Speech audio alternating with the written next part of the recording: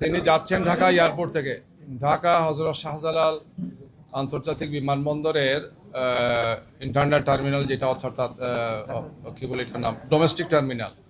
তখন এটা সেখানকার দায়িত্বরত কর্মকর্তারা জেনেছেন, ক্যাপ্টেন রাগিব হাসান জেনে তারা এটা অনাপত্তিপত্র দিয়েছেন যে ইন্টারনালি এই ধরনের টাকা বহন করতে কোনো অসুবিধা নাই। আমাদের কাছে তথ্য আছে, আমরা এই ব্যাপারে যে সংশ্লিষ্ট কাগজটা আপনাদেরকে দেব, সেটা হচ্ছেন বিমানবন্দরের নির্বাহী পরিচালক গ্রুপ ক্যাপ্টেন রাগিব সামাদ। নির্বাহী পরিচালক গ্রুপ ক্যাপ্টেন রাগিব সামাদ বলেছেন যে আভ্যন্তরীণ রুটে এই ধরনের অর্থ পরিবহনে কোনো বাধা নেই, অনাপত্তিপত্র তিনি দিয়েছেন। আমরা সেই কাগজটা আমরা গ্রুপে দিয়ে দেবো আপনাদের কাছে। সুতরাং এটা বোঝাই যাচ্ছে যে এটা একটা পরিকল্পিতভাবে একটা মোটিভেটেড এবং জামাত ইসলামীকে, তার নেতৃবৃন্দকে এটা প্রশ্নবিদ্ধ করার জন্য এই কাজটা করা হয়েছে। যেখান থেকে তিনি স্টার্ট করেছেন সেখানে তারা দেখেছেন, তারা সেখানে ওকে করেছেন, অথচ পৌঁছার পরে সেখানে গিয়ে এই নাটকটা সাজানো হয়েছে গিয়ে, এবং এর মাধ্যমে একজন বয়স্ক মানুষকে, একজন দায়িত্বশীল ব্যক্তিকে, তার দলকে প্রশ্নবিদ্ধ করা হয়েছে। আমরা আপনাদেরকে গ্রুপে এটা দিয়ে দেবো। আমাদের একজন দায়িত্বশীল গতকালকে আজকে তিনি ঢাকা থেকে গিয়েছেন সৈয়দপুর বিমানবন্দরে, এবং সেখানে আইনশৃঙ্খলা বাহিনী তাকে একটা সাজানো নাটক করেছেন। তিনি তার বক্তব্য স্পষ্ট করেছেন যে আমার ব্যবসায়ের জন্য আমি আসা যাওয়া করি, ব্যাংক বন্ধ, আমাকে কিছু লেনদেন করতে হয়, এই জন্য তার সাথে কিছু নগদ টাকা ছিল, যেটি খুবই স্বাভাবিক। একজন মানুষ ব্যবসা করতে পারেন তার পরিবারের প্রয়োজনে বা অন্য প্রয়োজনে, তিনি এটা ক্যারি করতে পারেন।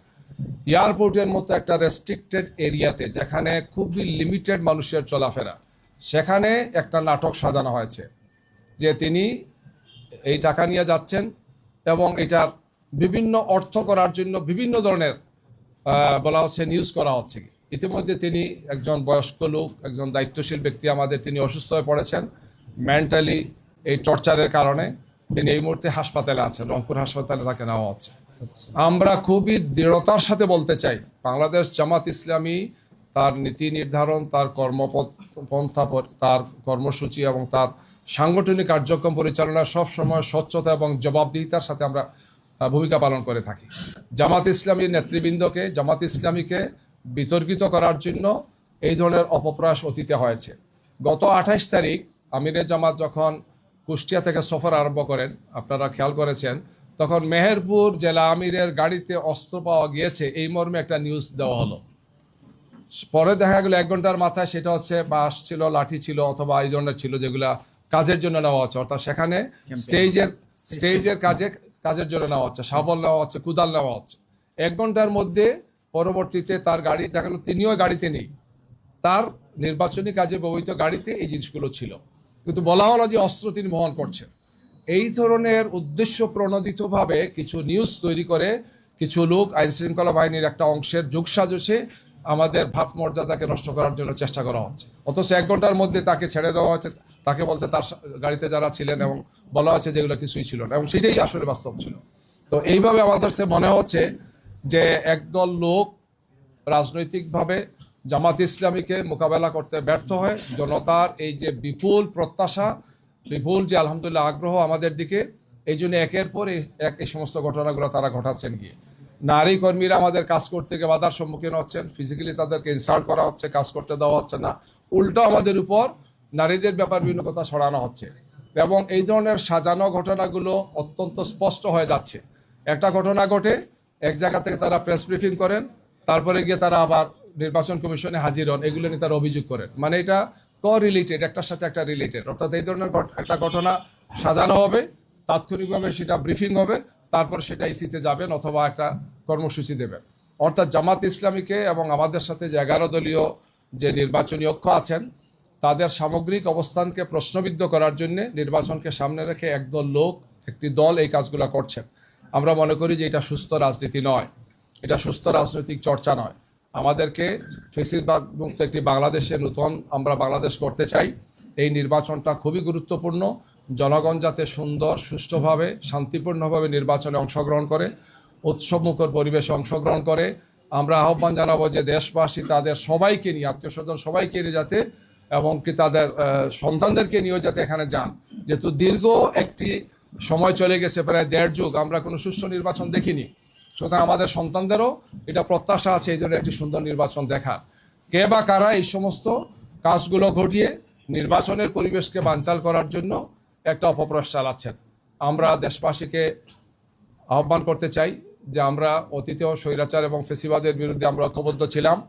সামনে যদি কেউ এই ধরনের ফেসিবাদী আচরণ করে, বিভিন্ন ধরনের নাটক সাজিয়ে যদি নির্বাচনকে বানচাল করার চেষ্টা করা হয়, তাহলে জনগণ এটাকে ছাড় দেবে না। আমরা জনগণকে সাথে নিয়ে এটাকে মোকাবেলা করব।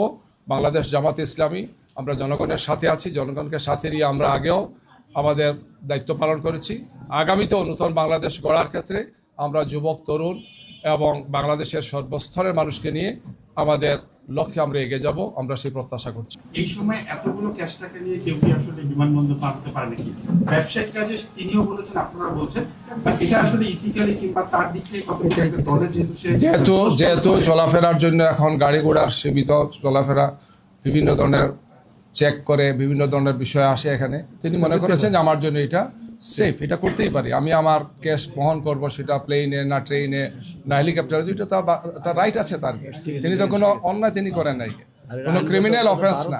আইন শৃঙ্খলা বাহিনী কিভাবে দ্রুত সময়ের মধ্যে এটা ছড়িয়ে দিল এবং এই টাকাটা আসলে হচ্ছে নির্বাচনের উদ্দেশ্যে ব্যবহার করার জন্য নিয়ে যাওয়া হয়েছে কিনা, আইন শৃঙ্খলা বাহিনীটা শিওর হয়েছে কিনা, শিওর না হয়ে তারা যে কাজটা করলো এটা নির্বাচনের আমরা এই কথাটাও বলতে চাই যে এই কাজ যারা করেছেন আইন শৃঙ্খলা বাহিনীর সাথে উদ্দেশ্য প্রণোদিত। এই জন্য আমরা বলেছি যে আইন শৃঙ্খলার সাথে রিলেটেড একদল লোক, যেটা গতকালকে সিরাজগঞ্জ সদরে হয়েছে, আরো বিভিন্ন জায়গাতেগুলোতে হচ্ছে, একদল লোক ইন্টেনশনালি এই সমস্ত নাটক সাজানোর চেষ্টা করা হচ্ছে গিয়ে।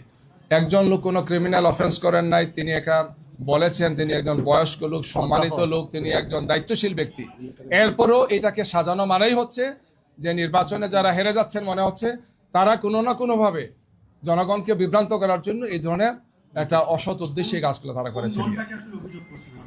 সবার কাছে দৃশ্যমান, সবার কাছে আকালমন্দ গেলে ইশারায় কাফি, আপনারা বুঝতে পারতেছেন কারা এই কাজগুলো করছেন, কারা ব্রিফিং করেন, কারা যান সবকিছু মিলে। আমরা সব জায়গাতেই এই বিষয়গুলো আমরা জানিয়েছি এবং জানাচ্ছি। জি, আমরা শেষ করতে পারি। এটা আমরা যথাসময় উনি বলবেন, ওটা ওনার ম্যাটার, উনি বলবেন, এটা কোনো অসুবিধা তো নাই। আমার পকেটে টাকা আছে, এখানে ধরলো যে আপনি কেন, আমাকে একজন সাংবাদিক বলতেছেন আমার গাড়ি আটকাইছে এই কি সময় আগে, তো বলছে আপনার গাড়িতে 2টা ল্যাপটপ কেন, বলে আমার 3টা, তাহলে আপনার অসুবিধা কি, আমার তো 3টাও লাগতে পারে। তো অদ্ভুত প্রশ্ন এটা। একজন দায়িত্বশীল সাংবাদিক আমাকে বলতেছেন যে আমাকে পুলিশ আটকাইছে, বলতেছে যে তুমি 2টা ল্যাপটপ ইউজ করতেছো, না 2টা না 5টা, এটা তো আমার ম্যাটার, এটা কি চুরির জিনিস? এটা এইভাবে অন্যায় কিছু কাজ করছেন আইন শৃঙ্খলা বাহিনীর সাথে রিলেটেড, এবং এরা উদ্দেশ্য প্রণোদিতভাবে করছেন। আমরা তাদেরকে মনে করি যে তারা একটা পর্যায়ে তো চিহ্নিত হবেন এবং জনরুষে তারা পড়বেন, এই কাজ থেকে তাদের বেরিয়ে আসতে হবে। 2008 সালের নির্বাচনের আগে আমরা লক্ষ্য করছি যে একটি দলকে কিভাবে টাকা উদ্ধার কিংবা ছোট ছোট টাকাগুলোকে বিশদ আকারে প্রচার করা হয়েছে।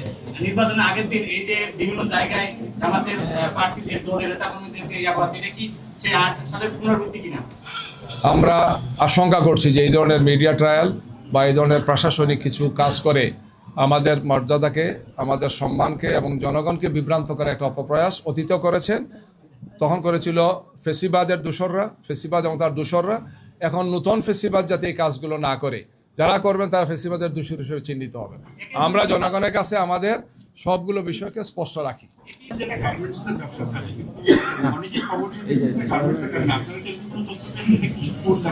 এটা উনি সুস্থ, উনি ব্যাখ্যা দেবেন, কোনো সমস্যা নাই। আমরা ওনার মুক্তি চাই এবং আইন শৃঙ্খলা বাহিনীর সাথে যারা জড়িত কাজটা করেছেন আমরা অবিলম্বে তাদের ব্যাপারে তদন্ত করে ব্যবস্থা নেওয়ার জন্য কথা বলছি।